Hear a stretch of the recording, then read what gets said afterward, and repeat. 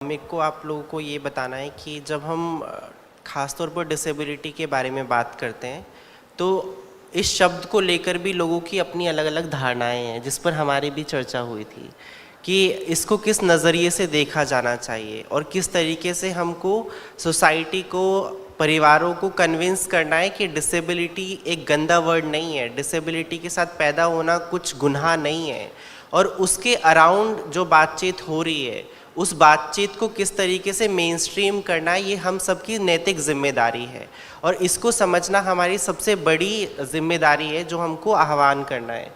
हम लोगों को ये ज़रूर समझना है कि जब हम परिवारों में डिसेबल्ड, हमारे यहाँ पेरेंटिंग की कोई क्लासेस नहीं होती हैं, किसी को समझाया नहीं जाता है कि आपको अपने बच्चे की परवरिश कैसे करनी है। और हर माँ बाप के लिए उनका बच्चा एक बच्चा होता है, बजाय कि एक डिसेबल्ड चाइल्ड और एक LGBTQ चाइल्ड और एक एसिड अटैक विक्टिम चाइल्ड,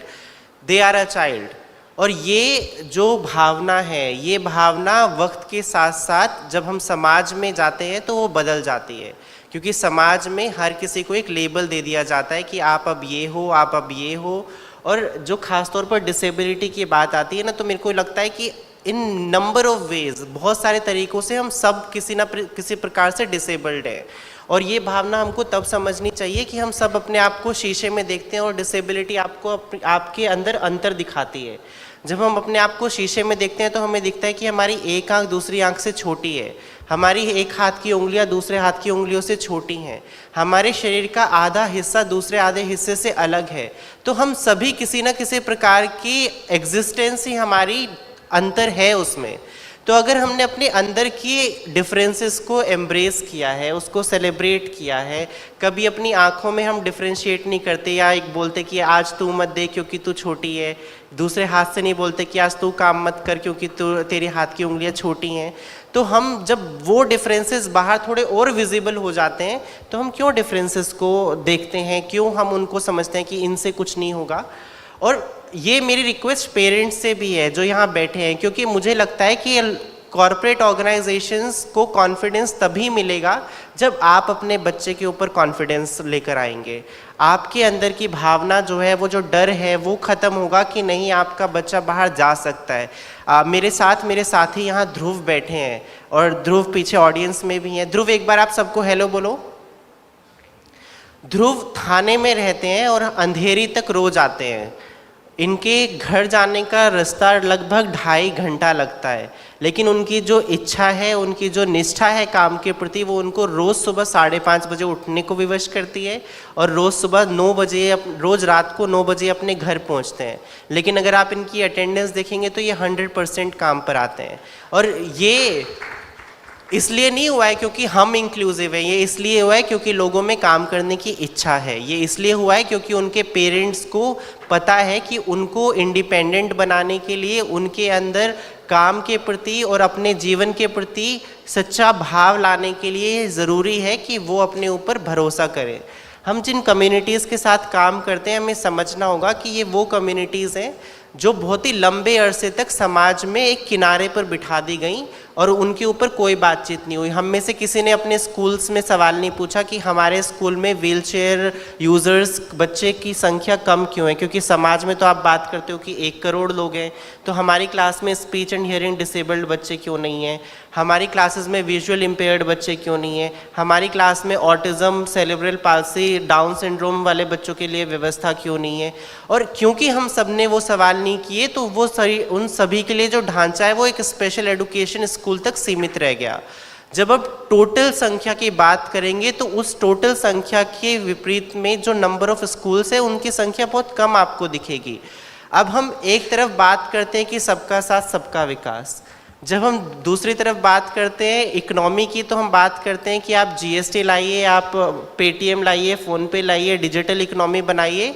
लेकिन वी फॉरगेट कि how do we make them also be a part of it. हम अनअकाउंटेड मनी को अकाउंटेड मनी लाने की तो बात कर रहे हैं, लेकिन हम उन अपॉर्चुनिटीज़ को क्रिएट करने के लिए बात नहीं कर रहे, उन ब्रिजेस को डेवलप करने की बात नहीं कर रहे, जहाँ से जो आज तक बच्चों के साथ, हमारे साथियों के साथ ये हुआ कि उनको स्कूल की एक्सेसिबिलिटी नहीं मिली, कॉलेज की एक्सेसिबिलिटी नहीं मिली, और आज वो 18 वर्ष से अधिक आयु में हैं जिनके पास कोई स्किल सपोर्ट नहीं है। हम उनको कैसे मुख्यधारा से जोड़ें, और उस मुख्यधारा को जोड़ने का प्रयास हमने द ललित होटल्स में किया। हमने कहा कि आप किसी भी एडुकेशन बैकग्राउंड से आइए, किसी भी वर्ग विशेष से आइए, हमें ज़रूरत है आपके अंदर की निष्ठा की कि आप काम करना चाहते हैं, आपके अंदर वो जुझारूपन है कि आपको सीखना है, और हमारे अंदर वो निष्ठा है और वो जुझारूपन है कि हम आपको सिखाने का पूरा प्रयास करेंगे। और without any of these boundaries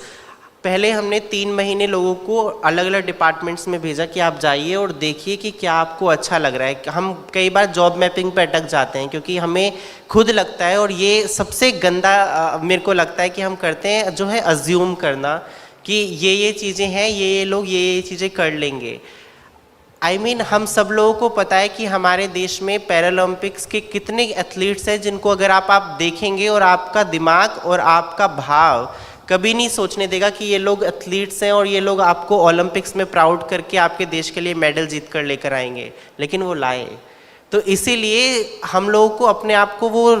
कहीं से भी बांधना नहीं है कि वो लोग ये नहीं कर सकते, वो लोग ये नहीं कर सकते। वो सब कर सकते हैं अगर आप उनको करने के लिए एक मौका दें। तो वो मौका हमने दिया। हम 2019 में स्टार्ट किया। आज लगभग 250 से ज़्यादा हमारे ऐसे साथी हैं जो अलग अलग डिसेबिलिटी स्पेक्ट्रम से आते हैं। 3 महीने के एक्सपोजर के बाद हम 6 महीने उनको ट्रेनिंग देते हैं। 6 महीने में हम उनको 3 डिपार्टमेंट्स में भेजते हैं 2-2 महीने के लिए कि अब आप जाइए और देखिए क्या आपको अच्छा लग रहा है और किस में आपको इंटरेस्ट आ रहा है, क्योंकि होटल एकमात्र लोगों का इंटरेस्ट नहीं हो सकता है और हमको वो रिस्पेक्ट करना होगा कि हम चाहे दुनिया भर के लिए बोल रहे हैं कि हम होटल में वो सेफ स्पेस क्रिएट करना चाहते हैं, लेकिन हम सबकी एक अपनी इच्छा है, हम सबकी एक अपनी कार्यशैली है और हम सबकी अपनी एक एस्पिरेशन है कि मुझको ये काम करना है। तो होटल सबकी एस्पिरेशन नहीं हो सकती है, we have to respect that also. तो हम कोशिश करते हैं कि हम उसको क्रिएट करें एज एन एस्पिरेशन। तो हमने वो किया। उसके बाद 11 महीने तक हम उनको अप्रेंटिस प्रोग्राम में इन्वॉल्व करते हैं, जहाँ पर हम उनको एक प्रेफर्ड एरिया में, क्योंकि 9 महीने काफ़ी होते हैं आपको समझने के लिए कि आपको क्या काम बहुत अच्छा लग रहा है, तो उस बहुत अच्छे काम में और निपुणता लाने के लिए और सक्षमता लाने के लिए हम उनको 20 महीने का ये पूरा प्रोग्राम कराते हैं। अब साथ में एक बहुत इम्पॉर्टेंट चीज़ ये है कि हम सबको समझना है कि हम सब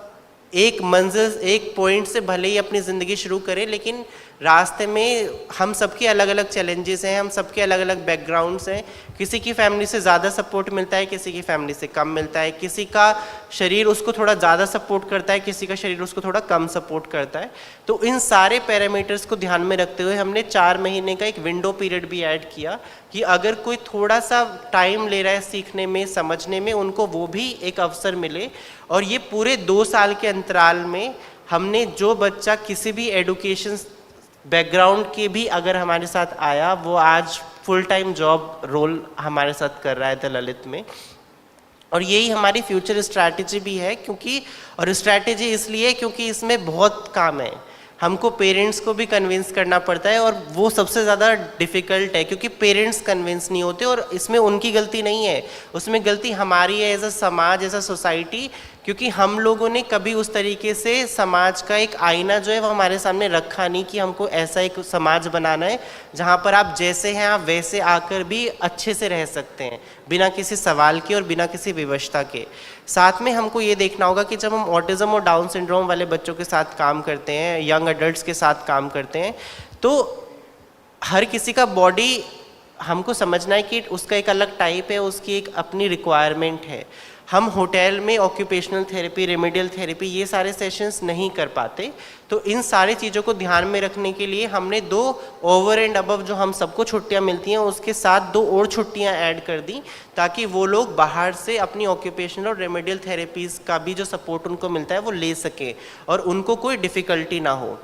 एसिड अटैक वॉरियर्स एक ऐसी अलग वो है जो बहुत ही हाल ही में 2021 में डिसेबिलिटी कैटेगरी में ऐड की गई, लेकिन आज भी बहुत ही लोगों में विवशता है। मतलब हम सब ने कोविड में अपने चेहरों पर मास्क लगाने तो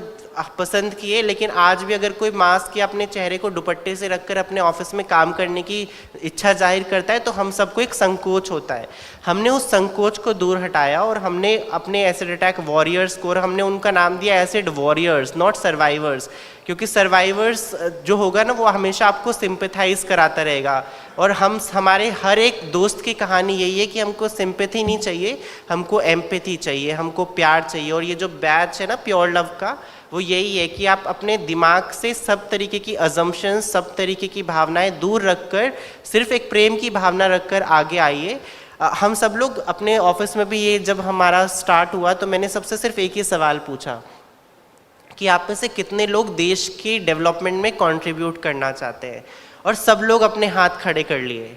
और सबसे पूछा कि आप कैसे कंट्रीब्यूट करते हैं, तो बहुत सारे लोगों का था हम उसकी मदद करते हैं, हम उसका ये सपोर्ट करते हैं, हम उसका ये करते हैं। तो मदद जो था ना वो कॉमन था। तो मतलब हम सबको लगता है कि हम मदद करेंगे तो देश विकसित होगा। ठीक है, कुछ लोग इकोनॉमिकली किसी की हेल्प कर देते हैं, कुछ लोग किसी को कुछ एमिनिटीज़ प्रोवाइड कर देते हैं। तो हमने कहा कि आप अगर अपने साथ एक साथी भी ऐसा लेकर आएंगे जिसको आपको लगता है कि आपको ज़िंदगी में मदद करनी चाहिए और उसको हम यहाँ पर सशक्त बना सकें, तो वो आपका सबसे बड़ा कंट्रीब्यूशन होगा। और मैं सच में बहुत शुक्रगुजार हूँ अपनी पूरी टीम का, जो 3,500 लोग हमारे साथ काम करते हैं होटल में, क्योंकि अगर वो उन सब लोगों ने अपनी तरफ जिम्मेदारी नहीं ली होती कि उनको वो सेफ स्पेस क्रिएट करना है, उनको वो प्रेम और अपनत्व की भावना जो है उसको नीचे तक लेकर जाना है, तो ये कुछ भी संभव नहीं हो पाता। मेरे लिए बोर्ड में बैठकर पॉलिसीज़ का गठन करना बहुत ईजी है, मेरे लिए फोरम्स में आके बोलना बहुत ईजी है,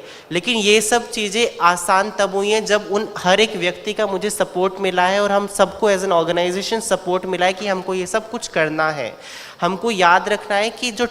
विश्वास से लेकर ट्रस्ट का फैक्टर होता है ना, वो बहुत ही लंबा प्रोसेस है। आप बिलीव चीज़ों में कर सकते हैं, आप बोल रहे हैं कि आप ये कर रहे हैं, आप वो कर रहे हैं, ये सब सुन लेंगे और इन सबको हो जाएगा कि हाँ वो भी ऐसा सब कुछ करते हैं। लेकिन जब ये अपनी आंखों से देखेंगे उन सब चीज़ों को होता हुआ, जब ये देखेंगे कि लोग वहाँ पर काम करते हैं, तो उनके अंदर जो वो विश्वास है वो और ज़्यादा डेवलप होगा। ये हमारी फ्यूचर स्ट्रैटेजी है। हमारी फ्यूचर स्ट्रैटेजी है कि आप सब लोग ललित में आए, और हम सब लोग को ये ध्यान में रखना है कि ये हम हायरिंग कर रहे हैं तो ये सिर्फ हमारा कंट्रीब्यूशन डेवलपमेंट में उनकी नहीं है। हम चाहते हैं कि, और हम देखते हैं कि पर्सन विद डिसेबिलिटीज़ हमारे गेस्ट भी हैं, पर्सन विद डिसेबिलिटीज़ हमारे को बिजनेस भी देते हैं, पर्सन विद डिसेबिलिटीज़ हमारे होटल को एक नई ऊंचाई पर लेकर जा रहे हैं, पर्सन विद डिसेबिलिटीज़ इस देश का गौरव बढ़ा रहे हैं, पर्सन विद डिसेबिलिटीज़ हमारे समाज का अभिन्न अंग हैं। और डिसेबिलिटी एक गंदा वर्ड नहीं है, इसको न्यूट्रलाइज, इसको मेनस्ट्रीम करना है।